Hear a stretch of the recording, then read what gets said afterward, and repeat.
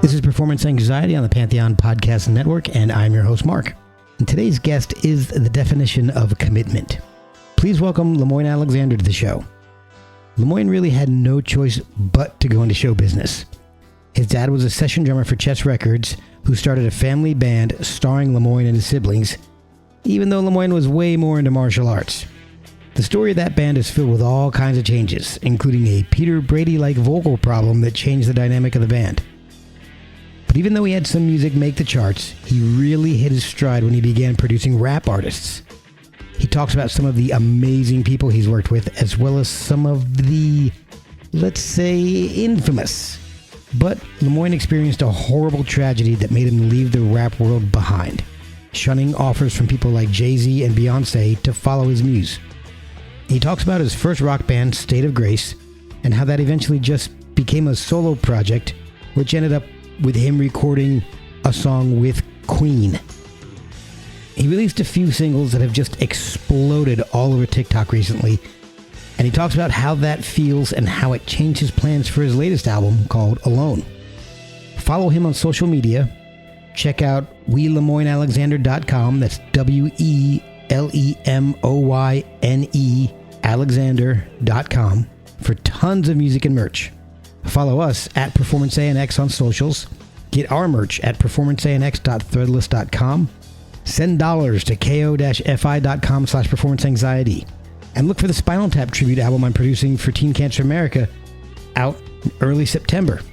Lemoyne's on it. And thank you for listening to Performance Anxiety on the Pantheon Podcast Network. Okay. Hi, I'm Lemoyne Alexander. You're listening to Performance Anxiety. My new album is called Alone, just coming out in July. And please get my new single, Insecurity. It's a great song. I like it. And I hope to see you guys soon. Peace. All right, so let's hop on into things. Like I said, thank you for jumping on and doing this with me. I've been enjoying the music so much. Thank you. And I want to learn a lot about it. But I want to learn about you. Sure. I kind of feel like the best way to understand the music that you're putting out now is to find out where you started and your journey to where you are today. So I started off doing hip hop and rap. Well, actually, not true, because when I was a kid, I was in a vocal group doing soul music. That's what I wanted to know. Yes. Temptations and stuff like that back then. You know, it was a learning experience between me, my brothers, and all of us, and we learned how to sing and dance through my dad. My dad was a drummer for Chess and Chess Records back in those days. I read that. That is amazing. Yeah, he did a lot of records. He didn't get a lot of credit for it, but he did a lot of records. One of them happened to be with Jackie Wilson, some stuff with Walter Jackson back in those days. Yeah, oh my gosh. It was something special back in those days. Oh, that is amazing. And if I'm not mistaken, your mom was also a singer? Yes, she was singing in the choir when they met. Oh, that is great. Yeah. Oh, I love it. My father was working on being a pastor at the time when he met my mom. So. Oh, wow. Yeah.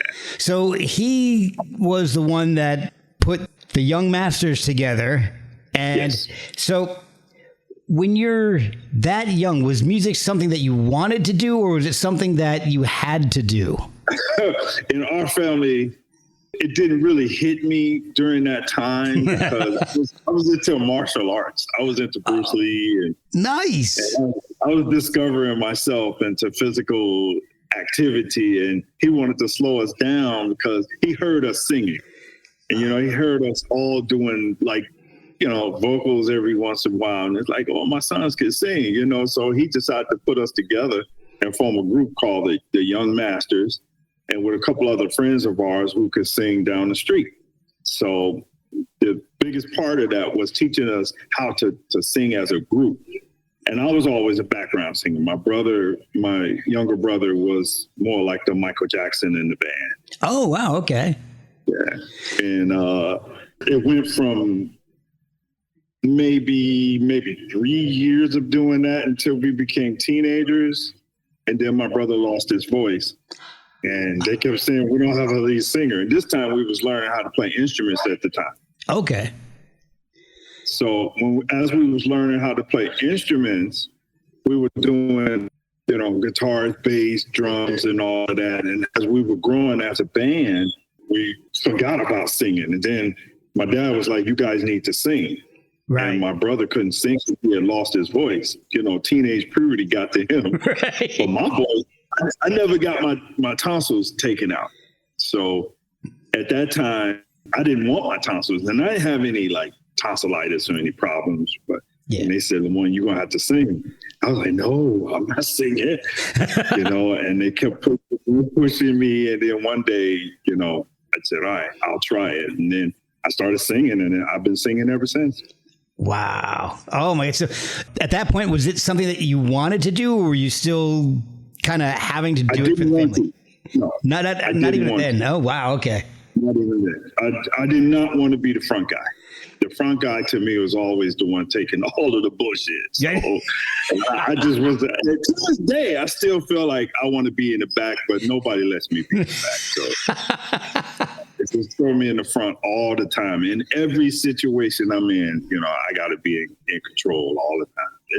It's always been like that. But, I learned a lot from being the lead singer, from being the lead vocalist, the leader of the group, all of that stuff. It just came natural to me. And my father just you can't get away from it. That's you. That's who you are. So I had to learn to live with it. So you guys are playing Motown things, music like the soul, R&B music. What were you listening to when you were that age? That's all we had in our house was Motown. Okay. There was nothing else. Occasionally some Aretha Franklin and some Sam Cooke, Temptations, anything that was out of the norm, we didn't get that. Oh. So I kind of got tired of it as a teenager, and I wanted to experiment to other things. And what caught me off guard was I stayed up late after school on a Friday night, and I didn't know what this show was. It was called Midnight Special. Oh, okay. And with Wolfman Jack. Oh, yes. So, and I'm like, what is this? And that was the beginning of why I wanted to play guitar. I didn't know guitars or nothing. I watched all of the latest groups, and it just mesmerized me. And I knew it. That's what I wanted to do. All of the stuff I grew up with, doo-wopping and all that, that was fine. It was the beginning.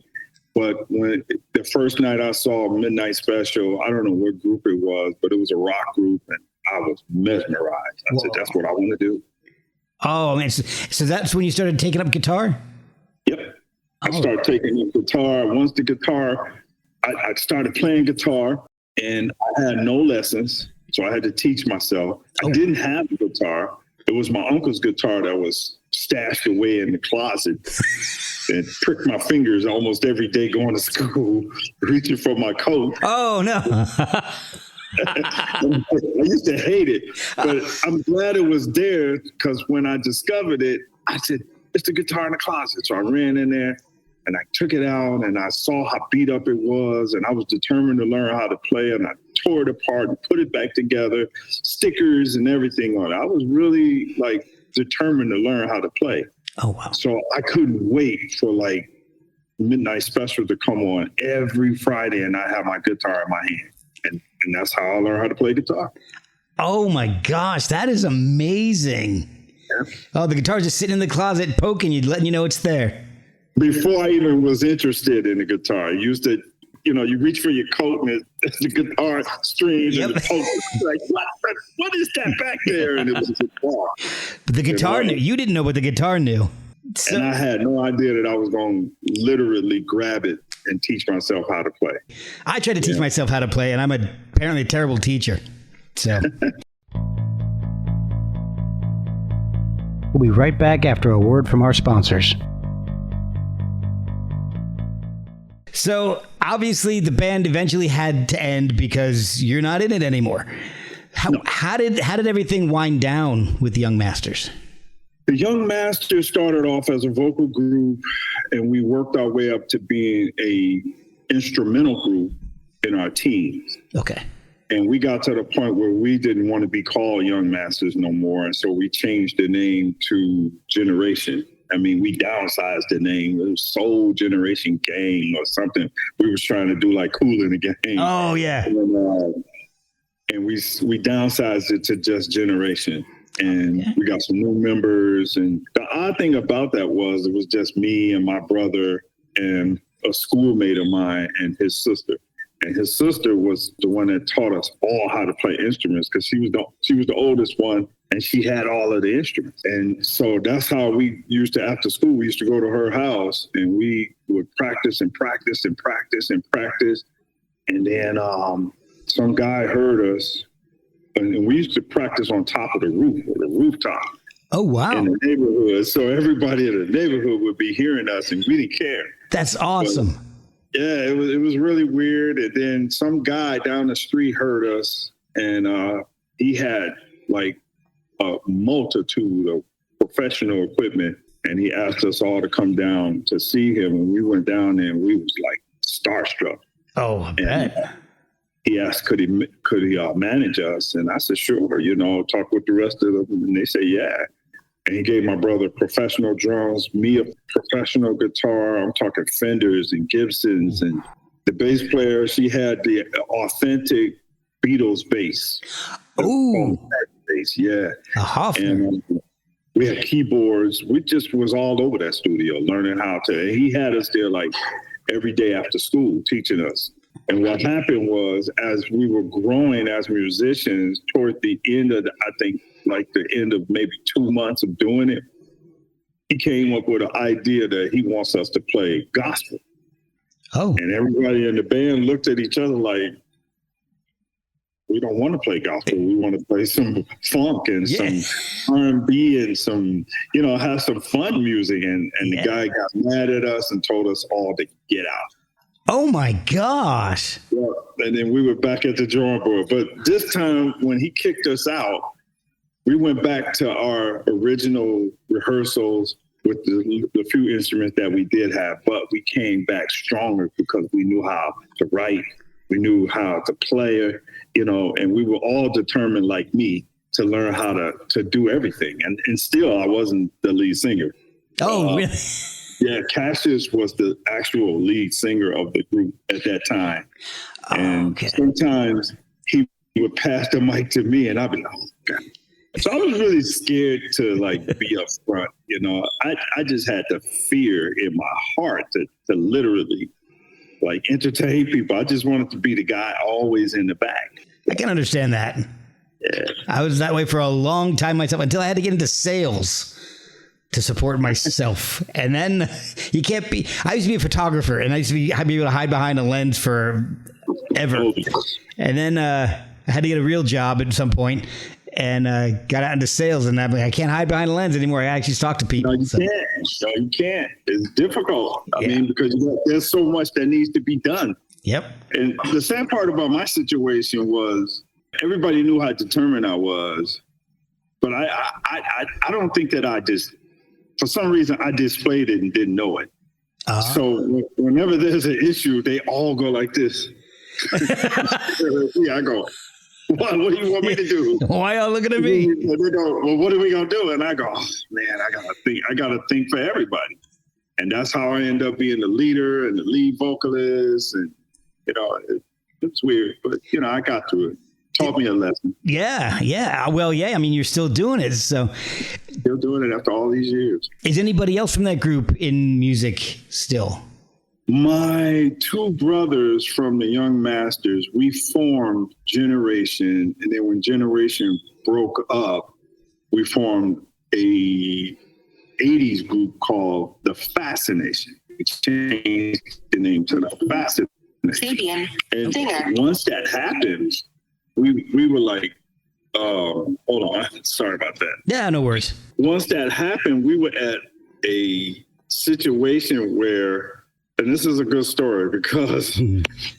Oh, man, the second you said it's a good story, we froze. Oh, all right. We're going to have to see if we can reconnect here. There we go. Sorry about that. Hey, no problem. But it's that's the way it always happens. This is a great story, and then click. Yeah, so what happened was, my son had a birthday party. It's a true story. My son had a birthday party. Okay. And some friends of mine, they told me that there was a music convention going on in Chicago downtown. So during his birthday, I jumped in the car and I rode all the way downtown. And at the time, there was no band at all. Okay. Just us. Everybody was living their lives and stuff. So I rode downtown, went to the convention, but I had been into it. My father, what he did was real smart. He said, in case you guys want to get back together and perform, because we did a whole full year tour. We had won the talent show. That's a whole nother story. We won the talent show in Chicago, and the mayor gave us a contract to play at all of the parks. Oh, wow. Which was a beautiful thing. And once we did it, everybody was so tired they didn't want to do no more music for a while. So we rehearsed in this spot that my dad got us all the way up until we did the tour, the summer tour at all of the national parks. Every park in the city of Chicago we played at. Must have been 1,000 people out there each time. Jeez. And so when we got to the end of it, which ended in August, everybody was so worn out they didn't want to do no more music. I was still hungry for it. Okay. Now, by this time, I was doing all of the lead singing. Now, my dad kept the rehearsal spot and was still paying for it. So I used to get off work and go straight into the studio, the rehearsal studio. And at the time, we had this little 4-track recorder. And I would record all of these ideas and demos. And one of them happened to be, believe it or not, why are you always complaining? The answer to what have you done for me lately? Yeah, I wanted to do a parody of the song because I thought that song was so brutal. I said, I gotta answer this. I love it. And when I went into the studio, I did it, and I did 3 other songs. Okay. And so they were never mixed. They were just demos, and I had them on a cassette. And this is way back in the 80s. And I went to the music conference that they had downtown. As I go back to the story where I left my son's birthday party and I went down there, and I didn't have that much time. So I was double parked. I went in, I think I stayed in maybe 20, 30 minutes. And I just randomly went to a table and just gave him the cassette and said, hey, I hope you like it. If you do, call me. Wow. About 2 weeks later, maybe even shorter than that, maybe like a week and some days, he called me and caught me off guard because I had forgotten all about it. He called me, and I was just happened to be at my dad's house at the time. And the phone call was a guy from the record label said, hey, can I speak to Lemoyne? And I said, sure, this is him now. And we liked the song. You was at a music conference, and we heard your cassette, and we think it was really nice. I said, oh, wow, thank you. 4 songs. They listened to all 4 songs. Oh, nice. I said, what do you guys want to do? And it was like, well, we're interested in doing a one-shot deal, which is a one single deal. Okay. Back in those days in the 80s, they didn't do album deals. They did one 12-inch and, back in those days. So, yeah. And if it's sold, then they give us another option to do another one. So we were doing single deals at that time. Okay. So I said, oh, wow. He said, yeah, we'd like to do a single deal with you. And I was like, sure. Which song? Guess which song it was. The Janet Jackson song. Yeah. Of all songs. I'm thinking he liked all of the instrumentation of all of the brilliant songs that I spent all that time working on. And it took me 20 minutes to make a parody song against Janet Jackson. And that's the one. I was like, seriously, you want that song? And he was like, yes. Oh. I went to my office and I said, sure. He gave me his office address, and I got off the phone and I told my dad what's happening. He said, we'll just go down there. So I got on the train, went to his house and the little studio and the record company that they had and everything. And I sat down with them, gave me the contract, and they were interested in that particular song. So right. that song was needed to be recorded professionally.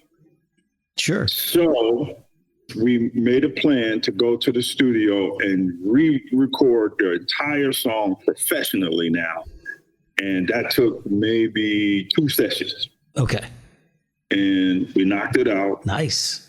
Gave it back to them. They released it, and the song was on the charts for like 8 weeks.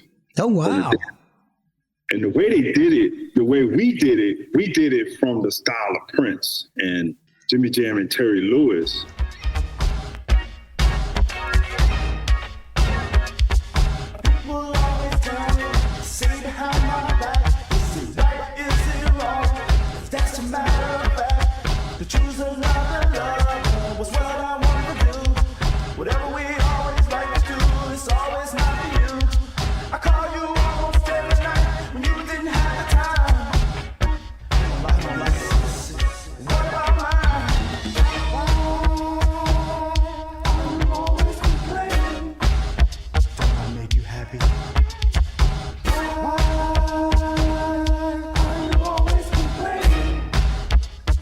They were like, yeah, we like this version, but this is Chicago. We want to do a house mix.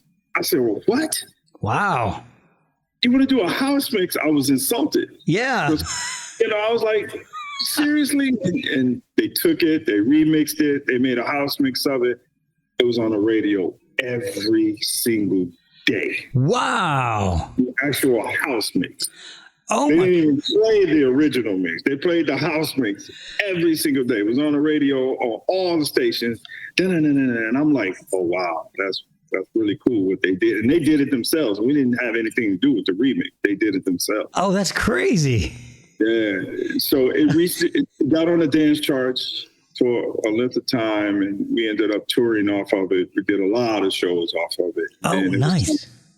After that, they offered us another deal to do 2 more singles. And then that's when we did The Drive, another song called Serious.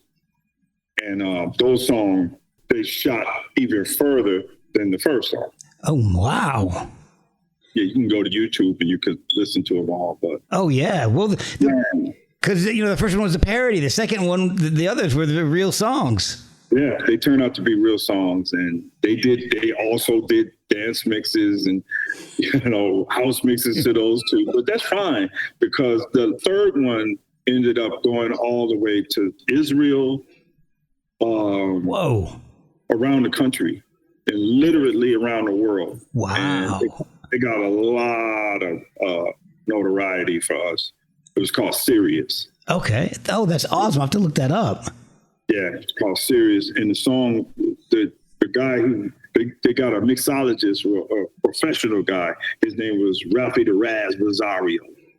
They were able to afford to pay him to do the remix. And he took it further than that. So we were being played in Australia, and Asia, and everywhere. Wow. It was all over the world by then. Serious. Let's get serious. Hey, hey, hey. Serious. Hey, hey. Let's get serious. Oh, yeah. You got my heart. Girl, you got my heart in your hand. It's so terrified, but I don't mind. Just as long as you don't leave me straight. We did a lot of shows based on those 3 songs. We never did an album, but we were doing single deals. And then all of a sudden, everybody was getting to the point where they were getting tired again. And they left me hanging, and the record label was like, where's the 4th single? They was asking for a 4th single, which was another song that it was called Notorious. I ended up going into the studio by myself with that. Oh, wow. And they knew the band was over, but I didn't want to, they offered me a deal and I didn't want to do a single. I didn't want to do a solo deal. Right. So I went back to the guys like, hey, let's keep this going, and they were done. They didn't want to tour. They didn't want to make no more songs. I'm like, okay, fine. I'll do it myself. So when I cut the song and I sent it to them, the record company's like, yeah, but how you going to promote it? We need, the deal, the contract is with your brothers and everybody. And I was like, well, I don't know what you want me to do. Yeah. And they never released it. So it never came out. Oh. And then the deal was over. And then I was stuck. That's when I was stuck. Like, okay, so what am I going to do? Yeah. And then it got to the point where my potential as a producer started to speak to me. Okay. That's when I stepped into producing. I said, okay, I can make money being in the background. Now I'm all excited being in the front. Now I got to go back to the background again. So I'm like, all right. So it went from my first real production deal to work with an artist with George Benson, to be exact. Oh, really?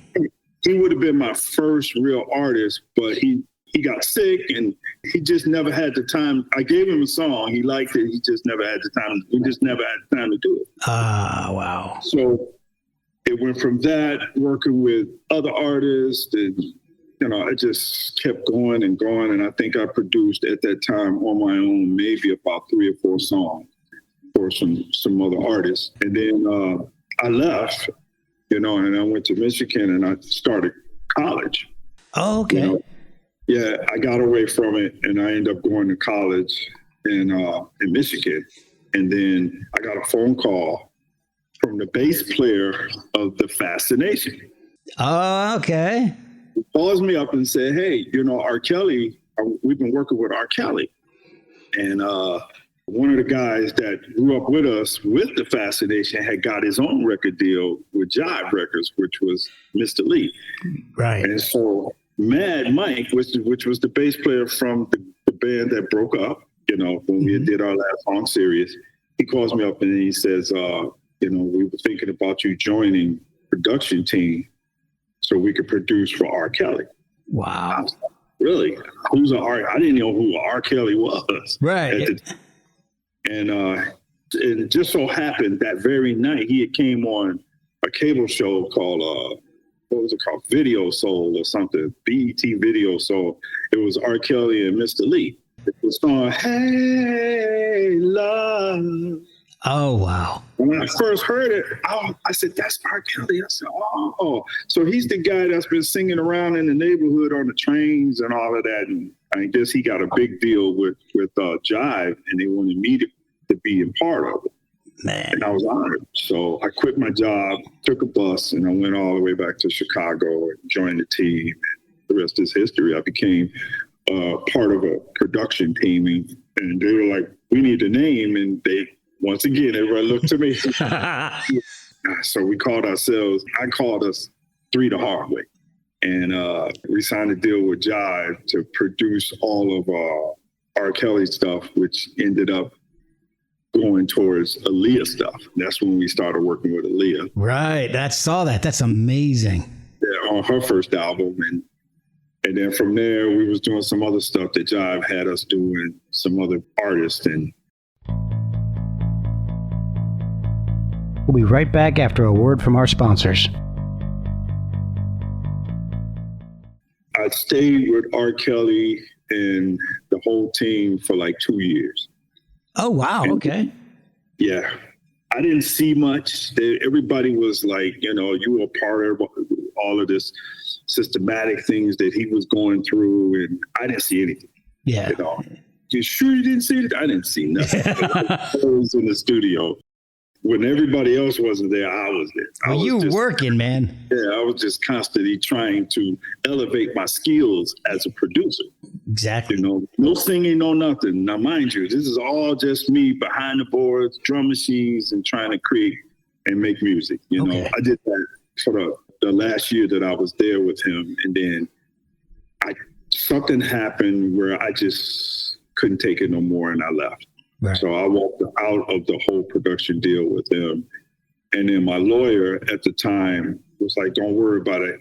I've been talking to Michael Bivins, and Michael Bivins is very interested in you. And wow. I went to Michael Bivins. I left Chicago. Flew to Los Angeles, and through a very good friend of mine, Steve Cook. And he brought the whole situation to the table. And next thing you know, I was working with Michael Bivins for a whole year. Jeez.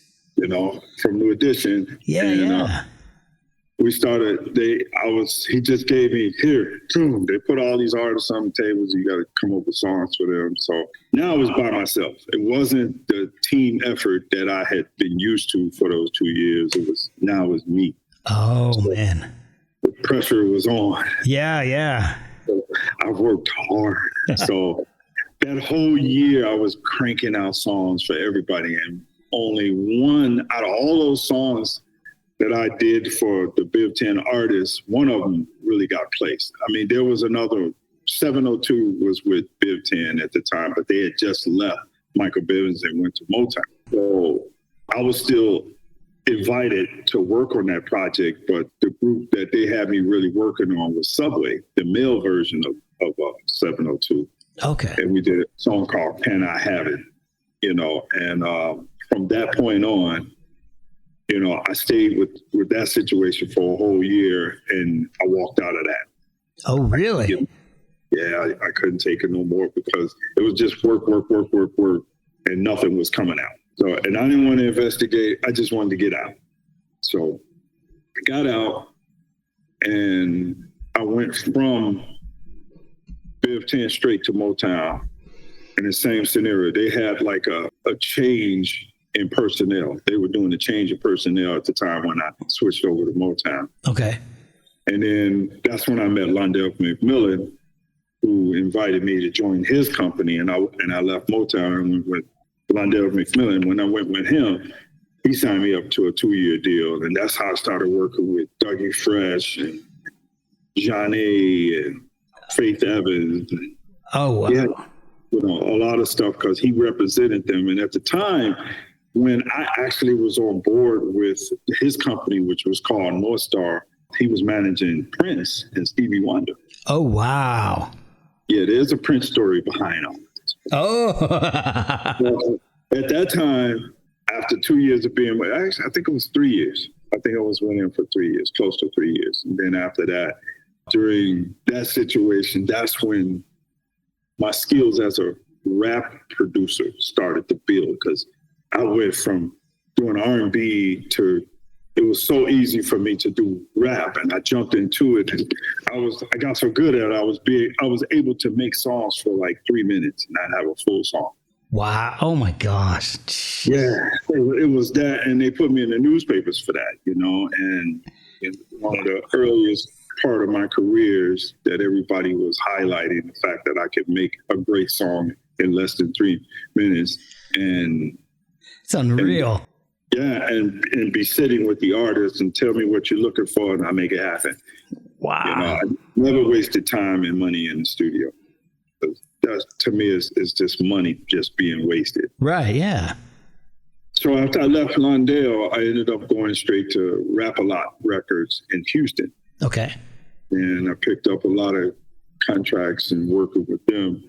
However, that situation landed me a deal with them for almost 11 years. I couldn't get out of that contract because every year it would renew itself.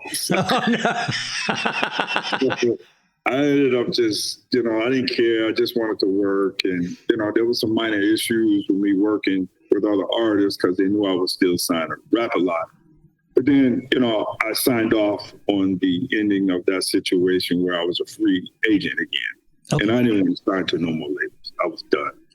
Wow. At that time, that's when music started to progress into being able to be your own boss. Okay. So I liked that at the time. Like, man, I could work, as a freelancer and make my own money and don't have to split it with this and that. And so I did. I started producing a lot of artists coming out of Chicago, coming out of New York, and finding, I even went so far as to almost got R. Kelly's brother a deal. Oh, really? Yeah, I got him a deal that got closed down by R. Kelly. So that never happened. Yeah. Oh. So, why am I not surprised though? Yeah. So that whole thing like gave me a bad taste, and I started feeling like it's not the same no more. Yeah, I can imagine. And then towards the end of my decision to retire from rap, I lost a lot of casualties. Yeah. And the last one was I was mentoring this young man, and he lived in Indianapolis. This is when I had just finished doing a record with Twister and Lazy Bone. Oh, cool. Okay.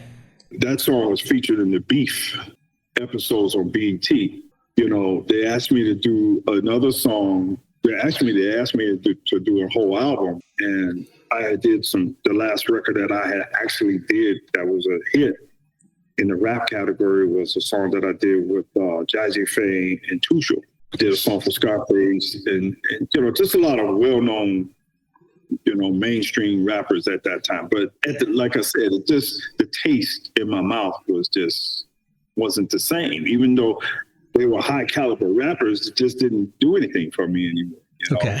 And this young man, I was teaching him and mentoring him to produce the album with me, and he wanted to add one of his songs on the album.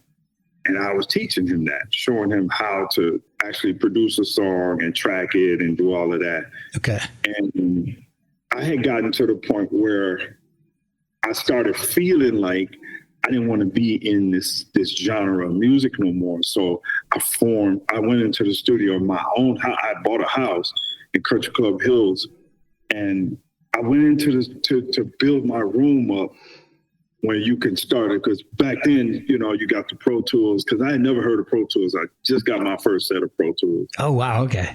And I started like, what can I do that I enjoy doing? So I picked up my guitar and I started playing, and hence that Life Goes On was developed in that room. Oh, wow. One called Life Goes On by an unknown name at the time. We called it, the group was called State of Grace, but we didn't have a name. Just told me, how could you be vain? How could you be faithless? Where am I now? When the time comes, I'll be on my way. When nothing left to say, straightforward day to day. Time comes, I'll be far away. Gone like yesterday. Life goes on today. Life goes on today. I liked it so much, I got hypnotized by it while I was still in the production stages of the Too Short and Jazzy Faye record with Chew and all of the big name rappers that was on that album. I was the main producer. I produced every song on the album. Man, oh, geez. But I was at that time where I was being torn from making the rock music and doing the hip hop at the same time. So I had met this young man who was in a metal band. They called themselves Black Thumb, and he was the bass player. Okay. He came by the house, he heard the songs. Hey man, you know, this is really good. And I said, let's put a band together. He went and got his best friend, a guitar player, and I went and got my brother, once again, my younger brother. He went from playing drums. After he couldn't sing no more, he started playing drums. So we formed a group. It was the four of us. We wanted to do an interracial rock group. Nice. And we called it the State of Grace. Okay. We would rehearse every weekend. And I got to the point where I lost my energy and my focus with the rap stuff, that the young man flew in from Indianapolis to work with me on the last song on the album. Okay. But I was rehearsing with my band, and I told him, I said, okay, well, hold on. Let me finish with the guys. How long are you going to be? He said, well, I'm in town. I'm going to stay at the studio. I'm going to spend the night. And he came on a Friday. Okay. And he was going to leave on a Sunday. And at that time, we were rehearsing up to about 2 or 3 o'clock in the morning that Saturday night. Right. Okay. And I said, about it. I'm going to come by on Sunday, and then I'll show you how to do it.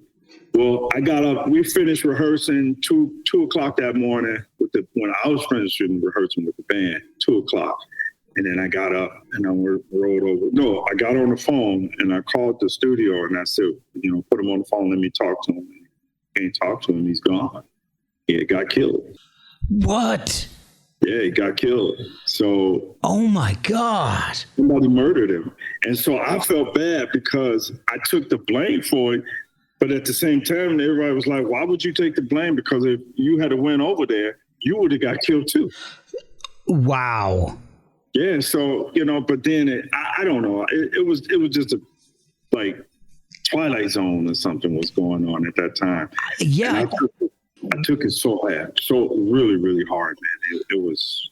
That makes sense, though. I mean, I can understand why you would take it so hard. I mean, it's, you're invested in this relationship with this kid, and he used me as a mentor, and I was mentoring him to take over the production part of the hip hop, so I wouldn't have to do it no more because I lost my energy for it. I really didn't care for it no more. Right. Now, after this kid got murdered in the studio, I cried, man. It tore me down, and everybody was like, "Don't blame yourself," and this and that, but I couldn't help myself, and that was the day that I walked away and I said I'll never do rap again. Wow.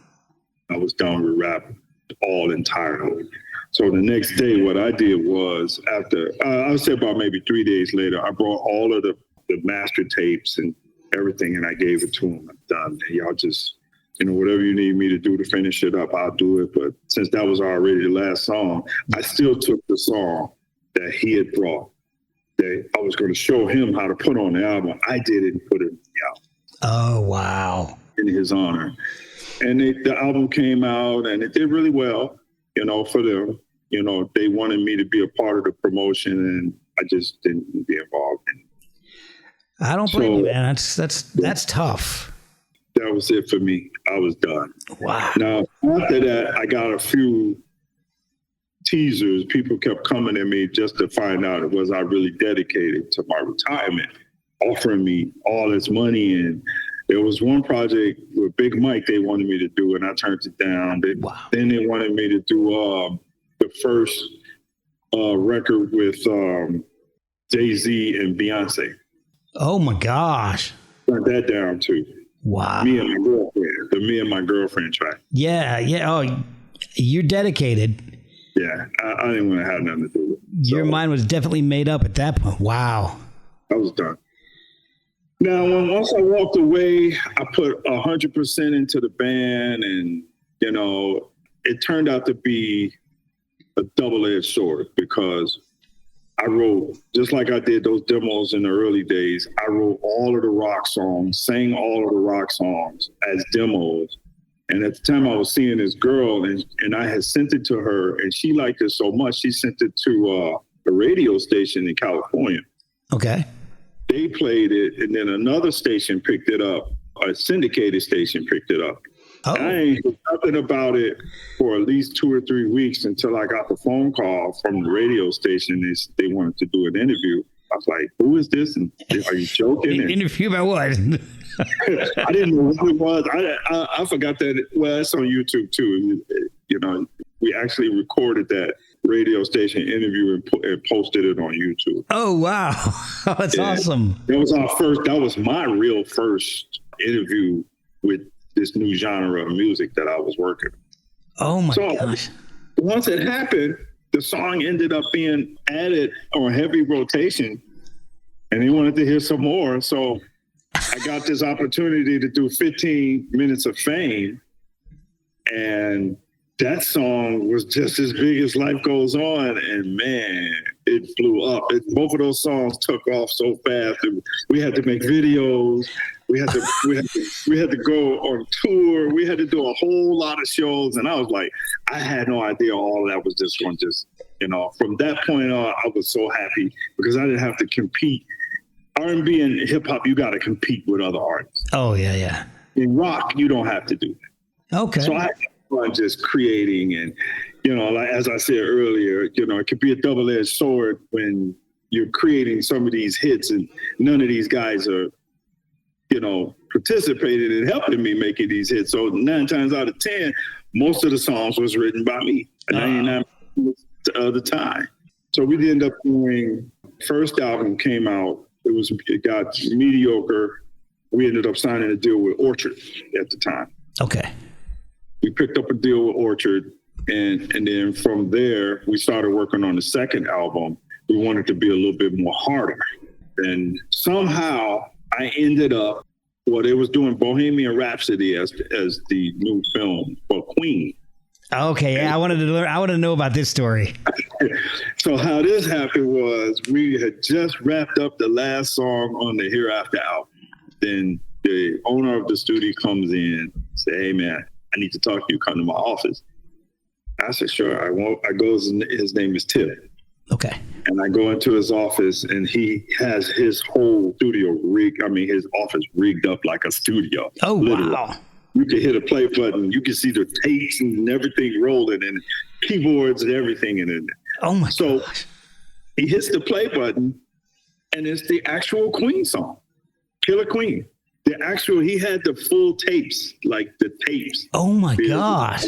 Reels of Killer Queen by Queen. Holy. And I was like, how did you? And he deliberately showed me each track that they had recorded it. I said, how did you do that? How did you get it? And Yeah. he said, that's not for you to know. So I said, man, that's brilliant, man. So I was excited to hear, to actually see the potential of that record at its best being recorded by Freddie Mercury and the rest of the guys in Queen. So I was busy. I was in the studio working on the last song, getting it done. He said, at the end of my session, he comes in, he said, listen, I want you to come back to the office. I go back to his office. He said, I want you to record this. I said, dude, are you crazy? That's Queen. I'm not recording that. I said, no, man, no. He said, you could do it. Trust me. We'll take Freddie's vocals out and do a whole new track for you. And you repeat everything Freddie said. Oh my. And I kept denying it. So when it was time for me to leave, the smartest thing he did was he transferred all the files, the whole master reel, and gave it to me. I said, take it. So I didn't think much of it. I went home and I was listening to the album, and I had heard that they were doing the Bohemian Rhapsody movie. I wasn't too into it at the time, but when I had heard, I was like, oh, that'd be really nice if we could be involved in that soundtrack. So Tim calls me up, did you do it yet? And I said, no, not yet. So I spent the weekend at my daughter's house at the time, and I brought all of my equipment to her house, and I went into the basement, and I literally forget it, I'm gonna do it, try it. So I set the mics up, and I, made the whole room soundproof, and I just went in, and I didn't know what I was doing, but I think I did maybe 2 takes. Okay. I studied the song for about maybe 3 or 4 hours, and then I sang it, and I sent it back to them, and they were like, see, this is what I'm talking about. That's brilliant. You actually re-recorded the song. Oh my God. And so they spent the money to mix it, and they got the song, and I said, well, can we put it on the album, on the State of Grace record? And they said, yes, you can. Oh, wow. And when they finished mixing it, they gave us the printed version, and they sent the version to Queen. Tim did that. He sent it to Queen, and we got the approval. Oh my gosh. Wow. I was ecstatic. I was excited. Like, wow, they really like that song. I thought I did an okay job, but because that's Freddie Mercury. Yeah. They were comparing me to one of the greatest fucking English singers that I had ever heard. And I grew up. Remember, I told you from Midnight Special. Yeah, Midnight Special, watching him. Yeah. Let alone thinking a million years from now I would be doing one of his songs. Oh, my So when Queen heard it, they gave it a thumbs up, and they tried to get it on the soundtrack. And I think the producers was like, the film was like, we got too much going on and this and that. And they didn't put it on the soundtrack. But Queen took it and they added it to their catalog of music. So wow. You can go to their catalog and that song will be in their catalog. Oh my, dude, that is amazing. She keeps a Moet Chandler in a pretty cabinet. Let them eat cake, she says, just like Marie Antoinette. A building remedy for Khrushchev and Kennedy. And anytime an invitation you can decline. Carry on, serious, well versed in etiquette, extraordinary nice. She's a killer. Dynamite nice check came from it, and I was like, wow. I was really, because I was, and being that I was the only one on the record, Yeah, we still put it on the State of Grace record as a band record. that's amazing. But it's your vocals and the rest of Queen. Yeah. That's insane. I mean, that's on YouTube too. You can listen to it too. Yeah. Oh, I've heard it. That's insane. Oh, you heard it? Oh yeah. I listened to a bunch of State of Grace stuff. Man, you guys were good. I really enjoyed that. Like, Couldn't Get It Right and Another Life. Those. Oh yeah. I forgot about Couldn't Get It Right.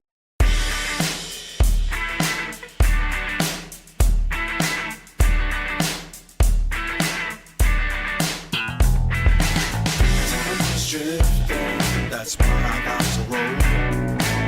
So I hit the road and made my getaway.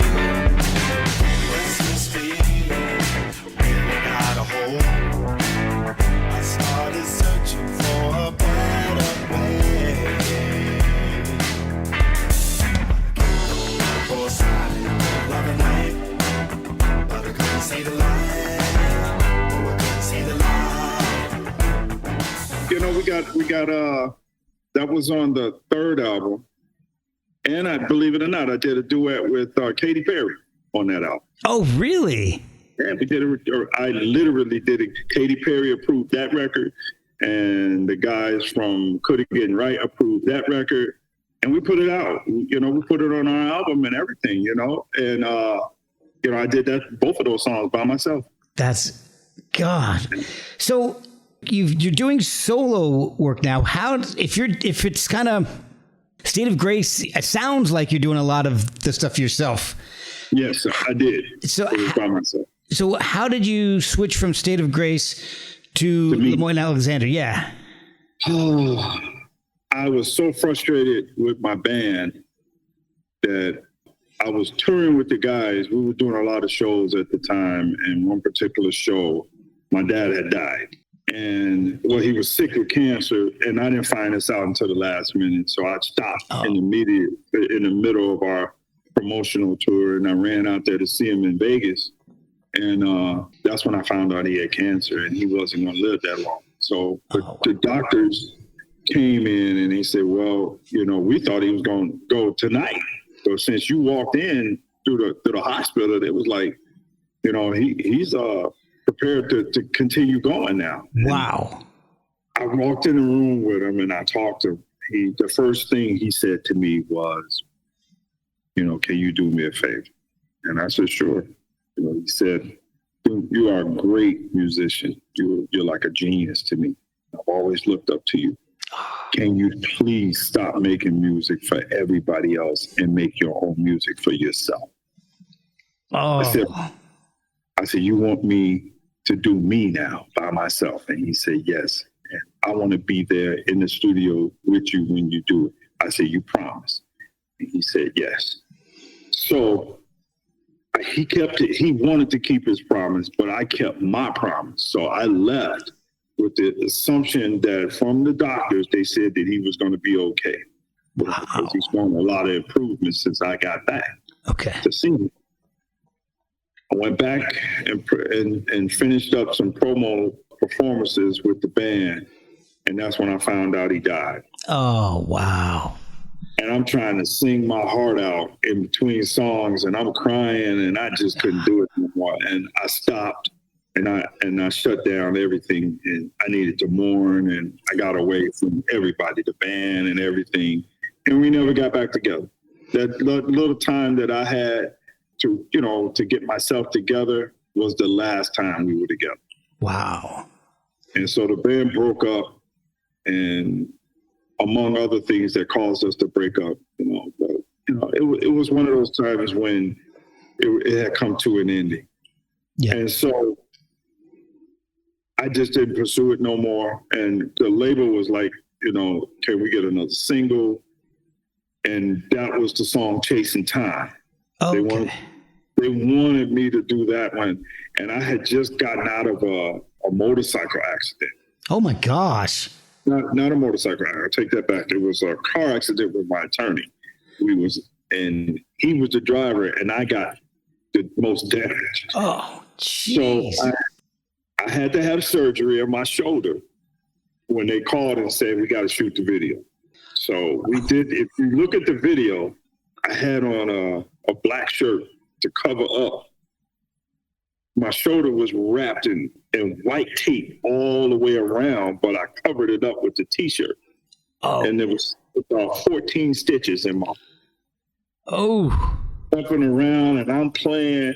Had no idea that when I opened the shirt up, it was just blood everywhere, man, because I was jumping all around. I was that dedicated. Oh, my gosh. We killed it. We did the whole video. And by the way, it was a whole complete state of grace. It was just, everybody was new but me. Oh, really?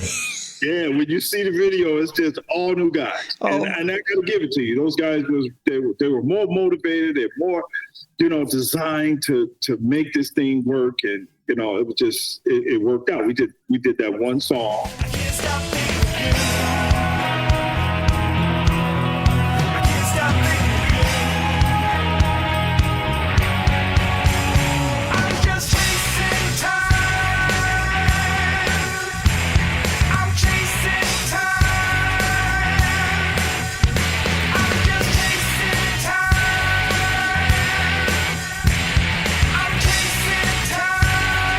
Chasing time. And then after that, the label did not want to promote the album anymore because they knew that was the original band. Oh, okay. So, and that was going to be tough trying to reestablish State of Grace all over again. So I told them, I said, fuck it. We don't need to do it. I'm done with it. Okay. And then I walked away from it. And then I healed. It took me about maybe a month to heal from the shoulder, my father's death. And, about a month later, I went to the studio and I heard this song that this guy had been trying to get me to redo for at least a year. And I just didn't want to do no more music. Yeah. And I listened to it and I saw something in it and I redone it and I kept doing it and I got excited again. And that was Solitude. That was Solitude.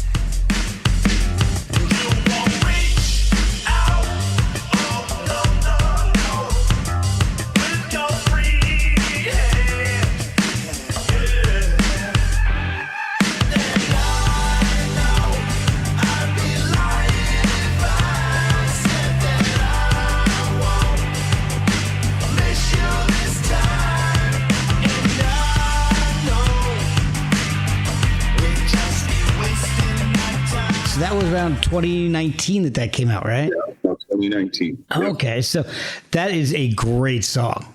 Thank you. And Thank you. I mean, that whole album, it just runs the gamut in style. I love it. It's got, because it's not easy to have an album that has a lot of different musical genres in it, but that it's cohesive. And I think that album is one of those that does it, that's successful with it. You've got, I'm looking at it like my favorite, Say Yeah, the Hendrixy feedback intro on that's my favorite. I love that. That was one of my favorites too at the time.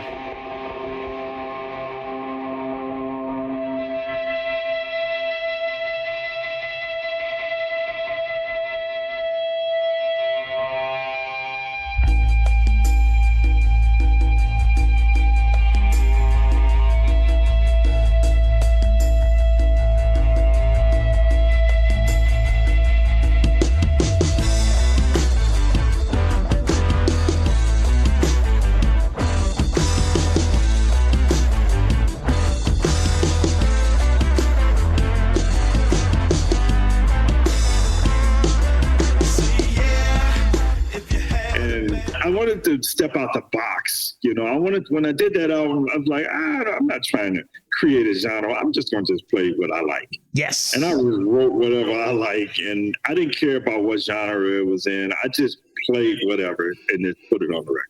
Well, I think experiment. I think maybe that's why it works, is because you're doing what you like, and it all sounds like you. Yeah. So you've got that. You've got like the funky, scandalous. You got, the title track, obviously, which sounds like good Lenny Kravitz to me. Yeah. Like, and everybody kept saying it, like that sounded like a Lenny Kravitz song. I wasn't trying to sound like nobody. I just sang the song. I saw what he had, and the guy who gave me the song, what he had, I elevated it to the next level. There was no harmonies, and I put harmonies in it. I replayed all the guitars. I kept some of his stuff, and I just redid the whole song, and it just developed its own legs. It came out amazingly well. It's such a great song. And, for it to come out in 2019, it was kind of prescient because 2020, everybody was in solitude, basically. Yep. And then I had to come up with an album during that time. I was like, oh, my God, seriously? And I was on a promotional tour for Solitude, and they shut it all down during 2020, and they said I couldn't tour, I couldn't do anything. So I said, well, I might as well start working on the second album. Well, that's what I did. So the second album is Perfect World. So that came out a little after. I mean, I'm sure, COVID being such a bitch made it, because it was a disastrous time. It was, yeah. I mean, you couldn't tour. You couldn't do nothing. A lot of musicians suffered during that time. Yeah. I will be honest. It was amazing for the podcast because everybody was available. But for you guys to actually make a living, it was awful. Yep. So there's a couple standout tracks for that on me. I mean, I like the album as a whole, but Bad For You is one of my favorites on that. Mine too. And Victim of Love. I love that. To me, that's got such like a King's X vibe to it. I love it. Yes.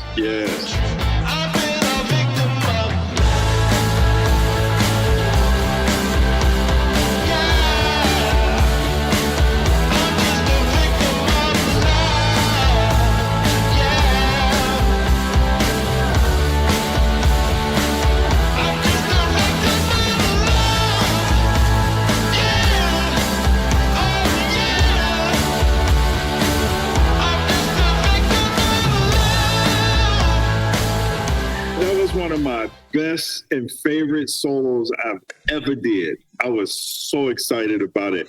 All I wanted to do was hit a solo in that song.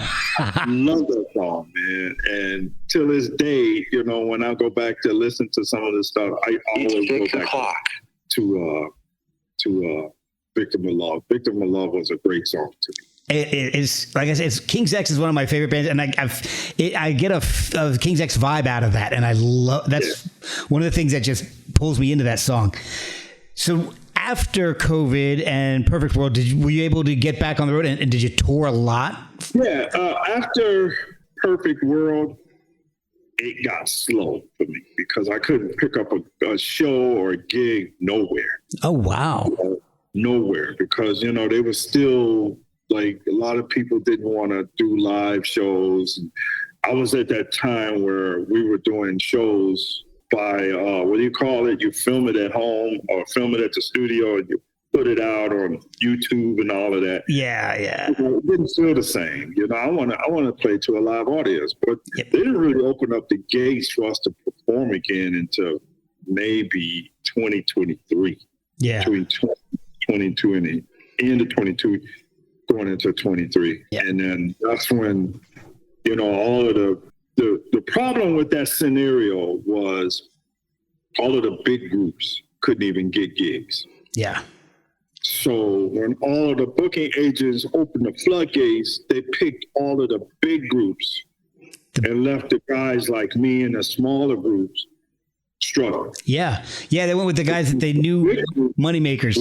Cutting down their prices. Yeah. They cut their prices in half.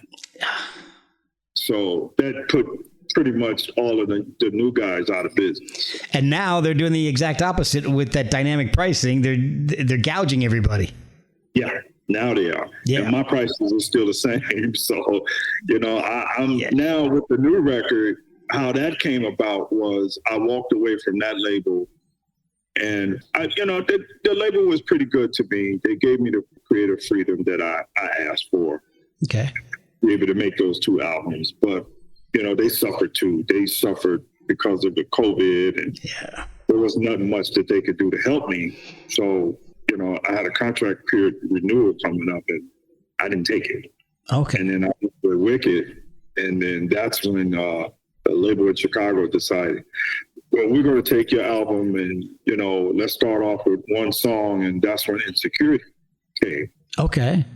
And when Insecurity came, that was based on the fact that because COVID had hit me hard.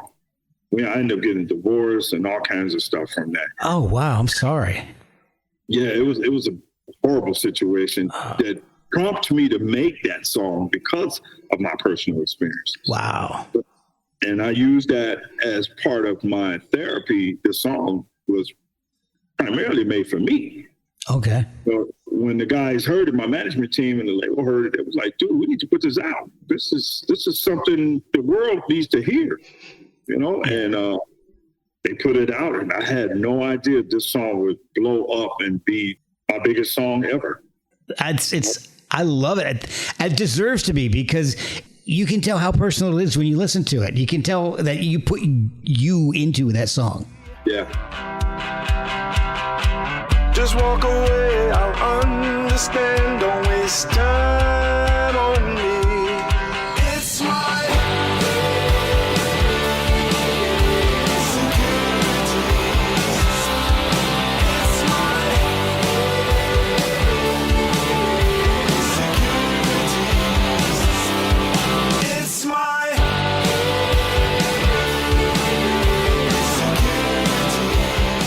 I didn't know the reaction was going to be that serious. Wow. I mean, 3.41 million on TikTok. Any of my videos, the cartoon video got to be 100 and something thousand in 2-3 months. I was like, what? I couldn't believe it, so everything just skyrocketed with that record. That is amazing. Oh my gosh. Yeah. I even got number 1 on the independent rock charts. Oh, wow. 2 weeks, got a plaque and everything. Oh, nice. Yeah.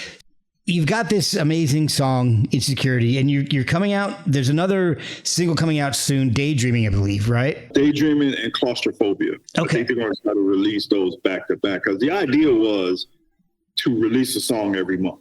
Okay. But when they released Insecurity, the song grew its own legs, and it just kept growing and growing and growing, all the way up to a point where, they didn't want to stop. So we couldn't keep the actual promise to put a record out in every month, because every month Insecurity was getting bigger and bigger. You don't want to be your own competition. Technically, that's what it was. There's going to be an album behind all of this. Is the album done? Yes, or? the album is finished. Finally, a little bit over 2 weeks now, the album is done now. It's called Alone. And I kept the traditional instrumentals from the first album, which is Euphoria. If you listen to Euphoria on the first album and the second album, I did another one on this album. Oh, awesome. So, but this whole genre on Alone is strictly rock. There's no, me experimenting or anything. I went, nosedive into it, and the management team helped me. God helped me, create these songs. And I think this is one of my best albums. Well, it sounds like a lot of your stuff is deeply personal. So I can't, if it's anything close to Insecurity, I cannot wait to hear this whole album. Are there any other musicians on it, or did you do everything on this album? I did everything on this third album. Wow. On the first album, I used other musicians, maybe on about 2 or 3 songs. Okay. And the second album, on Perfect World, I only used one guy to play guitar on there. But this album alone, all me, everything. Oh man! So when the album comes out, I'm assuming you're going to be touring to support it. Yes. This time I'm touring. I mean, we're planning a promotional tour that'll lead into possibly some state fairs and some stuff throughout the end of the year. And yeah, I'm picking up a lot of dates by mid part of this year going into next year. So you're going to see me. So do you have a band put together yet? I do. As a matter of fact, I got a nice band. This band is pretty nice. These guys are very influenced by the music, and they well-trained musicians. And I don't really have to do much but just sing. if I wanted to, but I like playing too. So it helps a lot. These guys are pretty good. Oh, that's amazing. Yeah, you'll see it. As a matter of fact, I do have a cable show coming up on July 2nd where you can actually see the band and me perform. Oh, excellent. You follow the details of my social media and you'll find more details. Excellent. This episode may not be out by then, but will it be available to watch afterwards, you think? Yes. Perfect. Absolutely. Perfect. So when will the album be released, do you believe? I don't know if you got a date set yet or not. Well, they're working on the next single drops on the 6th of July. And I think the album drops like on the 10th or the 12th. Everything drops in July. So okay. We'll be happy then because I'm excited. What's the best way for people to find the album? Everywhere, on all social media outlets, from Spotify, Apple, everywhere you can buy music, you'll be able to see it. Plus, you can go to my website it's Lemoyne Alexander. You can go to my website and you can actually download all of my music, merch. I got lots of merch. Excellent. And you can see and hear everything that I'm doing. Some of this stuff is some stuff that's on my website is not even out, and you can still hear it. Oh wow! Some of the previous, yeah. Are there going to be any physical copies available? We're working on that too. Probably maybe a limited amount. Well, yes, we are going to do some physical records. Oh, nice! It's coming. That's excellent. I'm one of those guys that I feel like I have to have a physical copy or I don't actually have it. Oh, really? Well, to be exact, I'm going to show you something, how they're releasing the album. Oh, cool. And which I thought was a brilliant idea. My manager came up with this whole concept of releasing the album on a hard drive. And if I can find it, I'll show it. It's literally a cool idea the way they did it, to a point where it caught me off guard because I never would have ever thought that this was possible, that to be able to literally drop a whole album plus some unreleased material, everything on this. Oh, wow. Yes, this is how the album is coming out when it comes out on the 6th. People can buy it at the concerts. They can download it from my website. So what you're showing me, because people will be able to see that it's a guitar-shaped USB stick. That is amazing. Yeah, this is how we're going to drop. Maybe the first 100 copies is going to be on this hard drive first before we start doing it the standard way. Oh, that is awesome. I love that. Looks so cool. That's pretty cool. I thought so too. I was like, wow, this is amazing. Very, very different than what everybody else is doing. Oh yeah. This is how we're going to start it off. I love it. That is amazing. So what is what's the social media? What's the website? How can people follow you and pick this up? Oh, you can Google search Lemoyne Alexander, Lemoyne Alexander. You can go to Spotify, Apple. My website is WeLemoyneAlexander.com. Just type it in and guaranteed you'll be satisfied. Trust me. You'll be able to go and find all of my previous albums plus this album and anything that I'm working on. We're showing everything. We're doing it.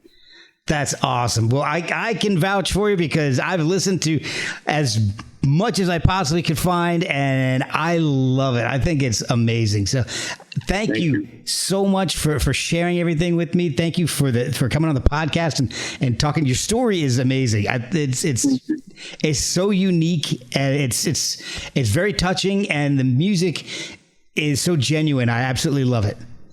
Thank you. I appreciate that. And hopefully wherever you are, I'll be able to come out there and perform with you guys. I hope so. I'm out just a little outside of DC, so hopefully I'll see you soon. Please, if you got anything coming up, feel free to call me, and I would love to come to DC and perform. Excellent. Well, and if you do, I will bring my camera. I do a lot of concert photography in the DC, Virginia, Maryland area, and we'll take some shots. We'll write a concert review and post it on the blog I shoot for, and get you squared away. Nice. Well, keep in contact with me.